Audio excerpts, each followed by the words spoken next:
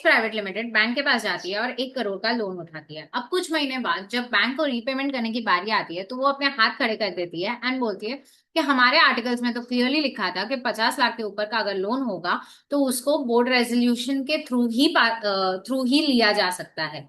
तो अगर board resolution कभी पास हुआ ही नहीं तो फिर लोन तो लिया ही नहीं जा सकता था। In this situation what do you think और who do you think is wrong? Bank को आर्टिकल्स को कंसल्ट करना चाहिए था, या फिर आप बैंक को ये नॉलेज हो कि कंपनी ने अप्रूवल लिया है कि नहीं इंटरनली पता होगा? In this situation, two opposite looking doctrines of the company law come into play: doctrine of constructive notice and doctrine of indoor management, where one tells you to know about the publicly available documents of the company like AOA and MOA, and the other protects you, saying that you cannot expect an outsider to know what's happening behind the closed doors of the company. So, today, where do we draw the line? That we are going to see in this video. Let's begin. So doctrine of indoor management protects the outsiders against the company, and constructive notice protects the company against the outsiders. So indoor management में basically outsiders can presume कि internally कोई भी irregularities नहीं है, and जो भी procedural requirements था whether mentioned in AOA, MOA or the Companies Act have been complied with by the company, क्योंकि वो company में बैठ के तो उसके डे टू डे एक्टिविटीज नहीं चेक कर सकता कि वो बराबर कंप्लाई हो रही है कि नहीं, तो इसलिए उसको वो एडवांटेज दिया जाता है।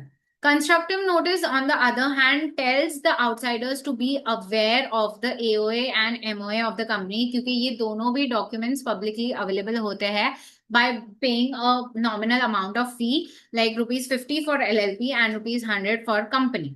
लॉजिक के इंडोर मैनेजमेंट आउटसाइडर्स को प्रोटेक्ट करता है तो आउटसाइडर्स ही इन्वोक करेंगे against the company, and constructive notice protects the company, so company invoke करती है against person who has failed to inquire.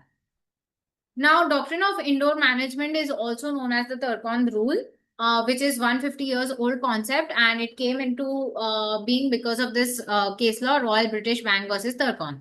So इसके facts ये है कि कंपनी के AOA ने authority दी थी to borrow money provided you have to pass a resolution in the general meeting. Now जो कंपनी है उसने बॉन्ड दिया टर्कॉन को, बट रेजोल्यूशन पास नहीं हुआ. तो what was held? It was held that he was entitled to assume कि resolution पास हुआ है, क्योंकि वो being an outsider can know the external position of the company, but he is not bound to know what's happening inside the company, as he is not part of day to day affairs of the company, right? But obviously आप हर जगह पे ये doctrine को invoke नहीं कर सकते हो. There are certain exceptions to it which we are not now going to C.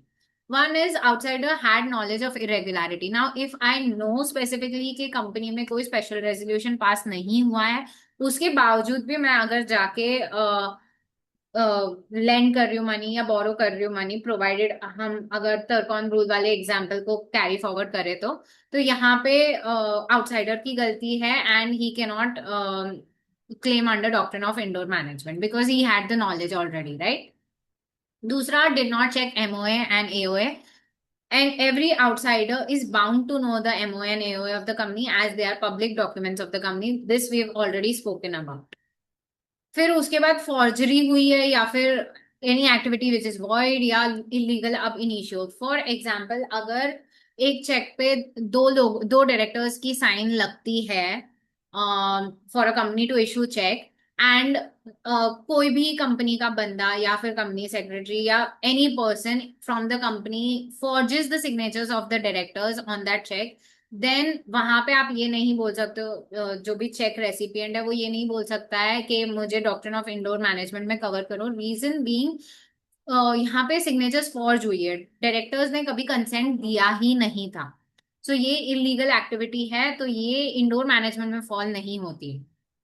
Negligence as in when you feel that something seems beyond the power or authority of this person and still you're not inquiring into it, or if you're suspicious about anything and still you're sleeping on it, then that's your fault and you cannot claim under doctrine of indoor management. For example, अगर अगर मैं property खरीद रही हूँ company से, ठीक है, तो कंपनी ने मुझे टाइटल ट्रांसफर कर दिया एंड डायरेक्टर ने बोला कि टाइटल तो तुमको ट्रांसफर हो गया है, अभी ये जो पेमेंट है प्रॉपर्टी का दैट आप मेरे पर्सनल अकाउंट में कर दो। Now this is very logical thing and this is an unusual activity, right? अगर मैं कंपनी अगर ओनर है तो कंपनी के अकाउंट में पैसा जाना चाहिए ना, डायरेक्टर के पर्सनल अकाउंट में क्यों जा रहा है?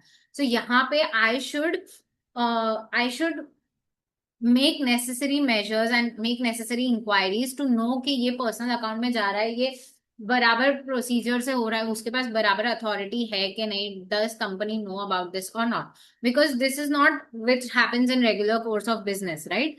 सो यहाँ पे if I don't inquire into it and just because he said मैं उसके पर्सनल अकाउंट में करती हूँ, तो यहाँ पे ये मेरी गलती होती है, ये इंडोर मैनेजमेंट में मैं क्लेम नहीं कर सकती हूँ।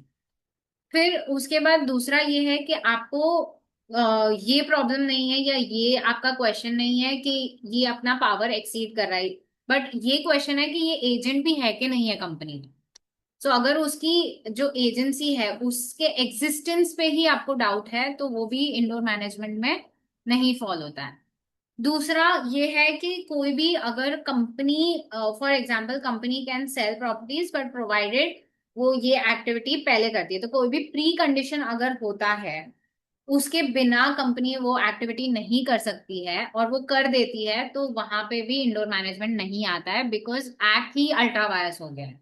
तो अल्ट्रा वायरस एक्ट में अगर आप नोटिस करोगे, अल्ट्रा वायरस एक्ट में इंडोर मैनेजमेंट काम नहीं आता है, चाहे वो एमओए एओए वाला हो या फिर ये वाला हो, ठीक है? So these were the exceptions. Now let's talk about few case laws. So section 176 of the act, basically Ram रघुवीर लाल वाले जो केस में ये होल्ड हुआ था कि अगर आप सेक्शन 176 कंपनीज एक्ट का पढ़ते हो तो इट क्लियरली सेज कि अगर कोई डायरेक्टर का जो अपॉइंटमेंट था वो इनवैलिड था या टर्मिनेट हो गया है या उसने अपना ऑफिस जो है वो वेकेट कर दिया है, एंड ये चीज पता नहीं है ना वो डायरेक्टर को पता है ना आउटसाइडर को पता है, तो जस्ट बिकॉज वो हमको बाद में पता चला तो उसके वो जो ड्यूरेशन में, मतलब ही वॉज अ डायरेक्टर यहाँ पे वो इनवैलिड हो गया था उसका, ठीक है, या टर्मिनेट हो गया था उसका जो ऑफिस है वो, एंड हमने एक्टिविटी की है यहाँ पे एंड यहाँ पे हमको पता चला है, तो जस्ट बिकॉज ये एक्टिविटी इधर हुई है after the termination you can not say that it is invalid, right?